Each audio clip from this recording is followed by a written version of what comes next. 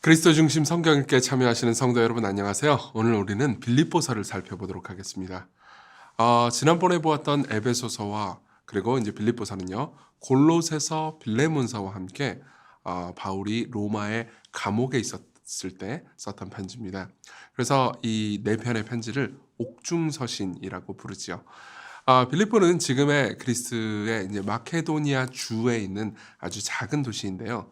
바울은 2차 선교행 때 이 도시에 들러서 복음을 전했고 이후에 빌립보에 있는 그리스도인들은 바울이 옥에 갇혔다라는 소식을 듣고 에바브로디도라는 사람을 보내서 바울이 필요한 쓸 것들을 그리고 물질들을 좀 보내줍니다. 그래서 빌립보서 4장 18절에 보면 이런 말씀이 있습니다. 내게는 모든 것이 있고 또 풍부한지라 에바브로디도 편에 너희가 준 것을 받음으로 내가 풍족하니 이는 받으실 만한 향기로운 제물이요 하나님을 기쁘시게 한 것이라 이렇게 이야기를 합니다. 그러고 나서 이제 바울은 여기에 되게 감사하면서 편지를 쓰는데요. 이 편지에는 기쁨이라는 단어가 16번이나 등장합니다. 근데 생각해보세요. 바울은 지금 옥에 갇혀 있습니다. 근데 옥에 갇힌 바울이 도대체 뭐가 그렇게 기뻤을까요? 그리고 옥에 갇힌 바울은요. 빌립보에 있는 성도들에게 뭘 그렇게 기뻐하라고 말하는 걸까요? 한번 살펴보도록 하겠습니다. 무엇보다 바울은 지금 복음 때문에 기뻐합니다. 당시에 바울은 기독교 세계 전체의 리더라고 불릴 수 있을 만큼의 위상을 가지고 있었죠.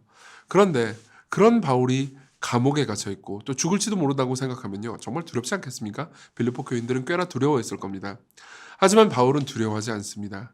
자신이 옥에 갇혀 있다는 상황에도 불구하고 그리고 오히려 그것 때문에 경쟁적으로 자신의 입지를 강화하려고 복음을 전하는 사람이 있었거든요. 근데 그런 사람이 있다 하더라도 복음이 전파되는 것만으로도 바울은 기쁘다고 말합니다. 1장 18절에 보면 이런 말씀이 있습니다. 그러면 무엇이냐? 거칠애로 하나 참으로 하나 무슨 방도로 하든지 전파되는 것은 그리스도니 이로써 나는 기뻐하고 또한 기뻐하리라. 무엇보다 자신이 죽어도 예수님은 죽지 않으시기 때문에 그리고 자신이 죽으면요. 자신은 그리스도 안에서 안식할 수 있기 때문에 두렵지 않다고 바울은 말해주죠. 또한 자신이 살아있으면 교회를 위해서 복음을 전할 수 있기 때문에 그러니까 살든지 죽든지 자기는 어려울 게 없다. 감옥에 있어서 여기다가 죽든지 아니면 나와가지고 살든지 상관없다는 거죠. 그래서 1장 21절에 보면 이런 말씀이 있습니다. 이는 내게 사는 것이 그리스도니 죽는 것도 유익함이라. 생각해 보십시오. 예수님이 모든 것의 주인이시고 내 삶이 그분 안에 거하고 있다면 내가 두려워할 이유가 뭐겠습니까? 예를 한번 들어보죠. 어떤 재벌집 아들이 있습니다. 수조 원을 물려받을 거예요. 근데 그 재벌집 아들이 훈련을 위해서 젊은 시절에 잠시 편의점에서 아르바이트를 한다고 해서 그리고 그 편의점 아르바이트가 너무너무 힘들다고 해서 그게 슬퍼할 일이겠습니까? 마찬가지로 바울은요. 자신이 힘들어도 그리고 고통스러워도 괜찮다고 말합니다. 왜냐하면 자신의 진정한 재산이 하나님이시기 때문입니다. 그래서 4장 12절에 보면 이런 말씀이 있습니다. 나는 비천에 처할 줄도 알고 풍부에 처할 줄도 알아. 모든 일, 곧 배부름과 배고픔과 풍부와 궁핍에도 처할 줄 아는 일체의 비결을 배우노라. 내게 능력 주시는 자 안에서 내가 모든 것을 할 수 있느니라. 보십시오. 내게 능력 주시는 자 하나님 안에서 내가 모든 걸 할 수 있는데 지금 내가 잠시 가난에 처하고 지금 내가 감옥에 gat혀 있다고 해서 내가 좌절할 일이겠느냐 이렇게 이야기하는 거죠. 그렇기 때문에 바울은 늘 기쁠 수 있었습니다. 그리고 바울은요 그러한 기쁨으로 삶을 살아갈 때 이웃을 기쁨으로 섬길 수 있다고 말해주죠. 내게 무한한 재산이 주어졌다면 지금 옆에 있는 사람을 위해서 잠시 시간과 돈과 내 건강을 사용하는 것이 뭐가 그렇게 아깝겠습니까? 바울은요 2명의 예를 들면서 이러한 기쁨과 사랑이 희생과 섬김으로 이어진다고 말하는데요. 첫 번째는 디모데입니다. 2장 22절 디모데의 연단을 너희가 하나니 자식이 아버지에게 함같이 나와 함께 복음을 위하여 수고했다. 이렇게 이야기를 합니다. 그리고 두 번째로는요. 에바브로디도죠. 빌립보 교인들이 보내준 사람이요. 그러나 에바브로디도를 너에게 보내는 것이 필요한 줄로 생각하였노니 그는 나의 형제요. 함께 수고하고 함께 군사된 자요. 너희의 사자로 내가 쓸 것을 돕는 자라.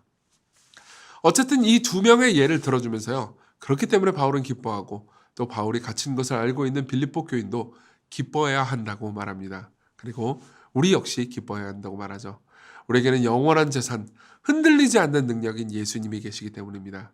우리가 우리의 모든 재산을 잃어도요. 우리는 하나님을 잃지 않습니다. 자, 그렇다면 우리가 어떻게 그 재산을 가지게 되었습니까? 하나님이 재산을 잃으시면서, 하나님이 하나님의 가장 소중한 재산인 예수 그리스도를 잃으시면서 우리가 그 예수 그리스도를 얻게 되었습니다. 빌립보서에는요, 이 사실을 밝혀주는 굉장히 아름다운 복음의 시가 있습니다. 이게 2장 5절부터 나오는데요. 유명한 말씀인데 한번 읽어보겠습니다. 너희 안에 이 마음을 품으라. 곧 그리스도 예수의 마음이니 그는 근본 하나님의 본체시나 하나님과 동등됨을 취할 것으로 여기지 아니하시고 오히려 자기를 비워 종의 형체를 가지사 사람들과 같이 되었고 사람의 모양으로 나타나사 자기를 낮추시고 죽기까지 복종하셨으니 곧 십자가에 죽으심이라. 이러므로 하나님이 그를 지극히 높여 모든 이름 위에 뛰어난 이름을 주사 하늘에 있는 자들과 땅에 있는 자들과 땅 아래에 있는 자들로 모든 무릎을 예수의 이름에 꿇게 하시고 모든 입으로 예수 그리스도를 주라 시인하여 하나님 아버지께 영광을 돌리게 하셨느니라. 보십시오. 예수님이 하나님과 동등하신 분이시지만 자신을 낮추셨습니다. 왜요? 우리를 높이시기 위해서요. 그분이 완전하신 분이시지만 자신을 비우셨습니다. 왜요? 우리를 완전하게 하시기 위해서요. 그분이 죽기까지 복종하신 이유는 순종하지 않는 우리가 순종한 사람처럼 사랑받게 하시기 위해서였습니다. 그분이 이토록 낮아지심으로써 결국 그분은요, 모든 이름 위에 뛰어난 이름을 가지게 되셨습니다. 우리도 마찬가지입니다. 그분을 따라서 겸손히 이웃을 섬기면서 나보다 남을 낮게 여길 때 우리는요, 우리 역시 그분이 높아지신 것을 우리도 함께 높아짐으로써 하나님께서 우리를 높이시는 것으로 경험하게 될 겁니다. 바로 골로새서를 살펴보겠습니다. 골로새서 역시 바울이 옥에 갇혀 있을 때 쓴 건데요. 골로새 교회는 바울이 세운 교회가 아니었습니다. 바울은 가본 적도 없었어요. 골로새 교회는 에바브라라는 사람이 개척한 교회인데 이 에바브라가 바울의 제자였던 거죠. 에바브라는 바울을 방문해서요, 골로새 교인의 상황을 전달해 줬습니다. 이제 바울이 옥에 갇혀 있으니까요. 그리고 에바브라가 전달한 내용은 이렇습니다. 그러니까 골로새에 있는 그리스도인들이 대체로 신앙생활을 잘 하고 있긴 하지만 두 종류의 이단, 즉 문화적 이단과 종교적 이단의 유혹에 시달리고 있다는 소식이었죠. 그래서 바울은 골로새 교인들에게 편지를 쓰는데요. 먼저 바울은요, 그들의 신앙에 대한 감사를 전하고 그들을 위해서 기도한다고 말합니다. 골로새서 1장 3절 우리가 너희를 위하여 기도할 때마다 하나님 곧 우리 주 예수 그리스도의 아버지께 감사하노라, 이렇게 이야기를 해요. 그러면서 바울은요, 2장에서 문화적 이단을 향해서 그 문화적 이단을 주의하라, 이렇게 이야기를 합니다. 골로새 교인들이 그 문화적 이단을 주의하라는 거예요. 이 문화적 이단이 뭐냐? 당시 골로새 교회는 그리스 로마의 이방신들을 섬기는 문화가 침투해 있었습니다. 그렇기 때문에 그들은 예수님을 믿는데도 불구하고 여전히 제우스나 헤르메스나 아프로디테 같은 이방신들과 예수님을 비슷하게 취급하고 있었어요. 그리고 그리스 로마 신화의 세계관에 도덕적 타락의 유혹을 받고 있었죠. 예컨대 성적인 타락 같은 것들이죠. 그래서 바울은 이렇게 권면합니다. 2장 8절에서 이렇게 이야기합니다. 누가 철학과 헛된 속임수로 너희를 사로잡을까 주의하라. 여기서 철학과 헛된 속임수가 당시의 어떤 문화적인 이방 종교들입니다. 이것은 사람의 전통과 세상의 초등 학문을 따르며 그리스도를 따름이 아니니라. 그리스도 안에는 신성의 모든 충만이 육체로 거하시고 너희도 그 안에서 충만하여졌으니 그분은 모든 통치자와 권세의 머리시라. 자, 보십시오. 예수께서는 모든 통치자와 권세의 머리십니다. 종종 우리도 삶에서 여러 우상들을 섬기지 않습니까? 우리는 예수님이 하나님이시고 창조주시고 통치자시라고 말로는 고백하지만 종종 세상의 힘과 권세, 돈, 권력들이 그 모든 것을 다스리는 것처럼 착각하고 두려워할 때가 많지 않습니까?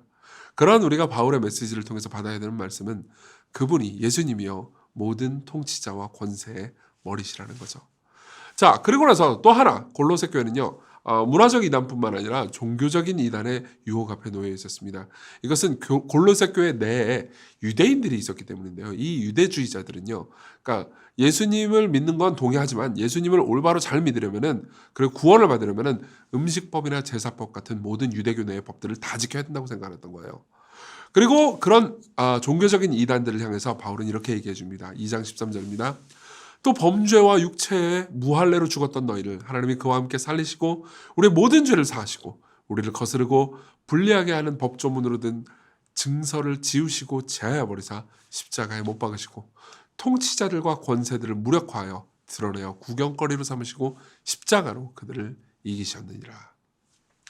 요약해서 전달하자면 이런 겁니다.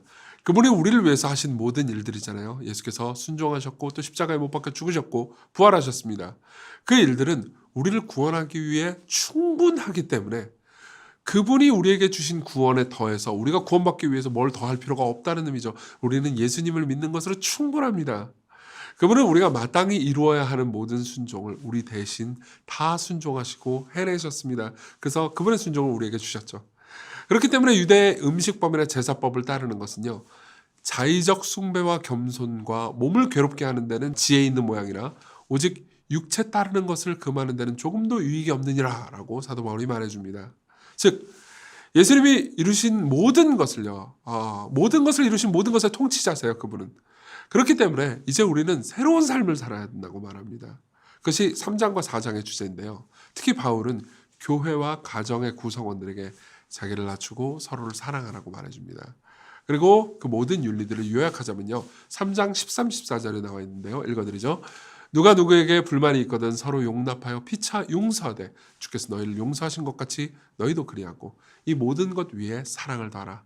이는 온전하게 매는 띠니라. 이 윤리는요, 이런 삶은요, 당시에 유대주의자들이 주장하는 종교적인 이단들이나 혹은 당시의 문화적 이단들은 절대로 말할 수 없는 사랑이었죠. 요약해 볼까요? 첫째, 예수님은 모든 것의 왕이십니다. 그렇기 때문에 우리는 다른 우상들을 섬기지 말고 그분이 아닌 다른 어떤 것들도 두려워할 필요가 없는 거죠. 그리고 둘째로는요, 예수님은 모든 것을 성취하셨습니다. 그렇기 때문에 우리는 율법을 어겨서 하나님께 벌 받을까 봐 두려워할 필요가 없습니다. 예수님께서 우리를 조건 없이 사랑하셨기 때문에 그저 우리에게 남는 것은 서로를 사랑하는 것뿐이죠. 즉 우리가 예수님이 누구신지 진정으로 안다면요, 우리의 삶이 새로워진다는 것입니다. 그리고 바울은요, 그 예수님에 대해서 1장에서 이렇게 선포를 했죠. 제가 읽어드리겠습니다. 1장 15절. 이 1장 15절 이하의 내용이 골로새서 전체의 핵심이라고 볼 수 있습니다. 그는 보이지 아니하는 하나님의 형상이시요 모든 피조물보다 먼저나신 이시니 만물이 그에게서 창조되되 하늘과 땅에서 보이는 것들과 보이지 않는 것들과 혹은 왕권들이나 주권들이나 통치자들이나 권세들이나 만물이 다 그로 말미암고 그를 위하여 창조되었고 또한 그가 만물보다 먼저 계시고 만물이 그 안에 함께 섰느니라. 그는 몸인 교회의 머리시라. 그가 근본이시요 죽은 자를 가운데서 먼저 나신 이시니 이는 친히 만물의 으뜸이 되려 하시며 아버지께서는 모든 충만으로 예수 안에 거하게 하시고 그의 십자가의 피로 화평을 이루사 만물 곧 땅에 있는 것들이나 하늘에 있는 것들이 그로 말미암아 자기와 화목하게 되기를 기뻐하심이라. 자 봅시다. 요약하자면 이렇습니다. 그분이 통치자십니다. 모든 통치자들과 왕권은요, 예수님께로부터 왔죠. 그분이 교회의 머리시고 십자가로 인해서 모든 걸 성취하셨습니다. 따라서요, 예수 그리스도 안에 거하면 우리가 하나님과 화목할 수 있습니다. 이것이 다른 모든 종교와 기독교의 결정적인 차이점이죠. 다른 종교들은 행복과 구원을 얻을 수 있는 많은 길들을 제시합니다. 하지만 성경은요, 예수님만이 우리의 유일한 길, 그리고 완전한 길, 완전한 방법이라고 말해주죠. 이 예수님 안에서 자유롭고 기쁜 삶, 새로운 삶을 우리는 늘 살아갈 수 있습니다. 그분은 구원을 얻으라고 채근하시고 우리에게 조언을 주시는 분이 아니고요, 구원을 이루시고 우리에게 선물로 주신 분이죠. 그리고 우리가 이렇게 큰 선물을 받았다면요, 그분을 따라서 서로를 섬기는 삶을 기쁘게 살아갈 수 있지 않을까요?